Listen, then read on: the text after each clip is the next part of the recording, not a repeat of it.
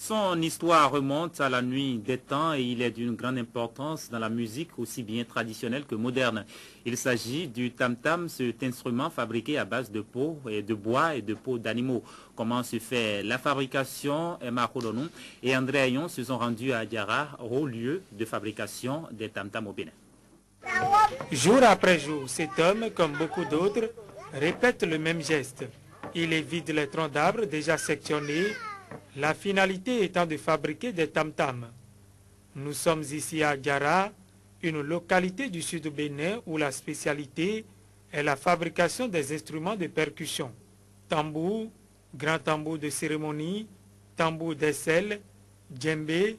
Le tronc d'arbre travaillé prend une forme qui est fonction du son que l'on veut qu'il produise. Herman Kpodozan est étudiant à l'université d'Abomey-Calavi. Fabricant de tam-tam comme l'était son père avant lui et comme l'étaient ses aïeux, il revient à ses heures perdues dans son Diara natal pour s'adonner à la fabrication de ces instruments de percussion. Le processus de la fabrication. Il faut d'abord amener les troncs d'arbres du nord du Nigeria un peu partout parce que ce n'est pas proche de nous ici. On les amène. Maintenant, on essaie de lui donner la forme à l'intérieur. C'est-à-dire on creuse, mais pas n'importe quel tronc d'arbre que nous utilisons. Il y a les arbres comme Iroko, comme Baobab. Nous avons également Afanlé. Nous avons aussi des troncs d'arbres comme Kweti. Lorsqu'on finit de donner la forme, on sèche cela au soleil pendant environ une semaine. Et une fois le bois sec, on met la peau. Le bois est l'élément essentiel dans la fabrication du tam-tam. Le travail de cette matière première se fait avec des outils rudimentaires et nécessite une grande débauche d'énergie qui, à la longue, agit négativement sur la santé des fabricants.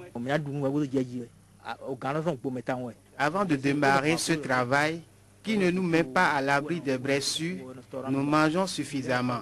À mon âge, c'est pas passion que je continue de laisser ce métier qui ne me laisse pratiquement pas de temps libre.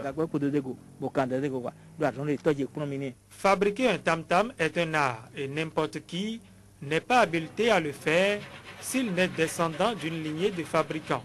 La fabuleuse histoire de Diara avec les tam-tams, ce fils de sculpteur fabricant d'instruments de percussion, en garde quelques bribes.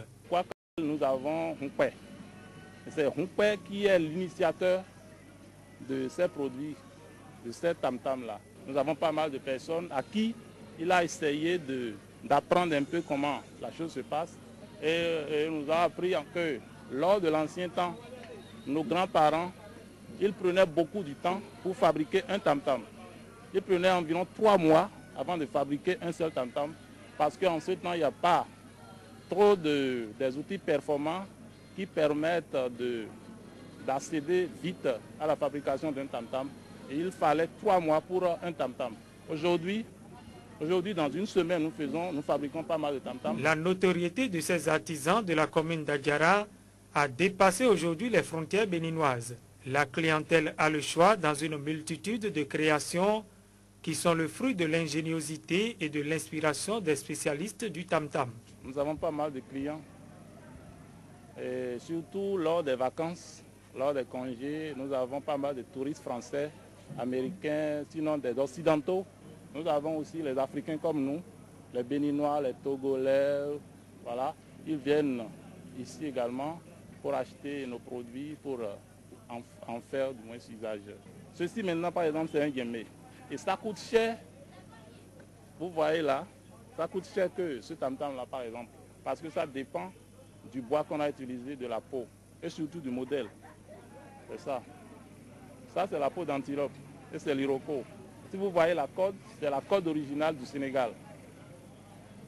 Donc cela suppose qu'on dépense plus pour ce tam-tam. Et c'est la raison pour laquelle nous les vendons un peu à un coût élevé pour pouvoir subvenir à nos besoins fondamentaux.